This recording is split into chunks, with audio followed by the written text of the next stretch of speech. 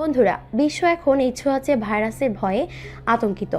চলুন আজকে জেনে নেই ছোঁয়াচে রোগের ব্যাপারে ইসলাম কি বলে।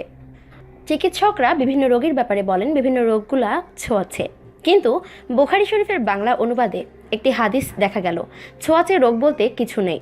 তাহলে ইসলামে কি ছোঁয়াচে রোগকে অস্বীকার করা হয়েছে, অথচ এটি একটি বাস্তব বিষয়? চলুন আগে কিছু ব্যাখ্যা জেনে নেই। ইসলামের কোনো বিষয়ই বাস্তবতার পরিপন্থী নয়, কেননা এ বিশ্ব জগৎ যিনি সৃষ্টি করেছেন তিনিই শরীয়ত দিয়েছেন। অতএব ইসলামের কোনো বিষয়ের সঙ্গে বাস্তবতার সংঘর্ষ হতে পারে না। এ বিশ্ব জগতে যা কিছু হয় সবই আল্লাহ তাআলার ফয়সালাতে হয়ে থাকে। এর পিছনে যেসব জিনিসকে বাহ্যিক কার্যকরণ হিসেবে দেখা যায় এগুলো যদিও বাস্তব, তবে এসবের কার্য ও ক্রিয়া করার ক্ষমতা আল্লাহ প্রদত্ত। আল্লাহ তাআলা ক্রিয়া করার ক্ষমতা না দিলে এগুলো ক্রিয়া করতে পারবে না।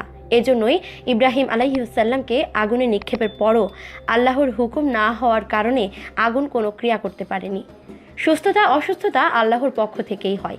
সুস্থতার যেমন বিভিন্ন কারণ রয়েছে, তদ্রূপ অসুস্থতারও বিভিন্ন কারণ আছে। যেমন মাত্রাতিরিক্ত ঠান্ডায় সর্দি বা জ্বর হয়, তেমনইভাবে রোগাক্রান্ত হওয়ার একটি কারণ এটিও যে সংক্রামক রোগে আক্রান্ত রোগীর সংস্পর্শে যাওয়া। এটি একটি বাস্তব বিষয়, শরীয়ত একে অস্বীকার করেনি। তবে অন্যান্য আসবাবের ব্যাপারে যে কথা, এখানেও একই কথা, কার্য ও ক্রিয়া করার ক্ষমতা আল্লাহ প্রদত্ত। রোগের মধ্যে ক্রিয়া করার নিজস্ব ক্ষমতা নেই, তাই আল্লাহ চাইলে রোগাক্রান্ত হবে নতুবা হবে না। এজন্যই দেখা যায় সংস্পর্শে যাওয়ার পরও অনেকে রোগাক্রান্ত হয় না। হাদিসে বলা হয়েছে রোগ ব্যাধি তার নিজস্ব ক্ষমতায় একজনের দেহ থেকে আরেকজনের দেহে লেগে যায় না। সহিহ মুসলিম হাদিস 5742। ছোঁয়াচে রোগ বলতে কিছু নেই হাদিসের এ তর্জমা বিশুদ্ধ নয়, কেননা ব্যাধিকে এমন মনে করা হয় যে তা নিজে নিজেই সংক্রমিত হয়, যেমনটি জাহেলি যুগে মনে করা হতো। উপকার ও অপকারের একমাত্র মালিক আল্লাহ তাআলা। হায়াত মৌত, সুস্থতা অসুস্থতা সবই তার হুকমে হয়ে থাকে।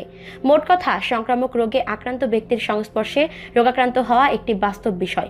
তবে সংক্রমণের এই ক্ষমতা রোগের নিজস্ব নয়, বরং আল্লাহ প্রদত্ত। তাই তিনি চাইলে সংক্রমণ হবে নতুবা হবে না। এবং এটি যেহেতু রোগাক্রান্ত হওয়ার একটি বাস্তব কারণ, তাই রোগাক্রান্ত হওয়ার অন্যান্য কারণ থেকে বেঁচে থাকতে যেমনইভাবে কোনো দোষ নেই, তেমনি এক্ষেত্রেও উপযুক্ত সতর্কতা অবলম্বন করাও দোষের নয়, বরং কিছু হাদিসে সতর্কতা অবলম্বনের নির্দেশও দেওয়া হয়েছে। যেমন বাজলুল মাজহুদ 16 অথবা 242, শরহুন নববী 2 অথবা 230, ফজলুল কাদির 6 অথবা 433। তাই আমরা সবাই বেশি আতঙ্কিত না হই, মহান আল্লাহ তাআলাকে বেশি বেশি স্মরণ করি, নামাজ পড়ি, কোরআন তেলাওয়াত করি। মহান আল্লাহই পারেন আমাদের রক্ষা করতে, তিনিই সবকিছুর মালিক।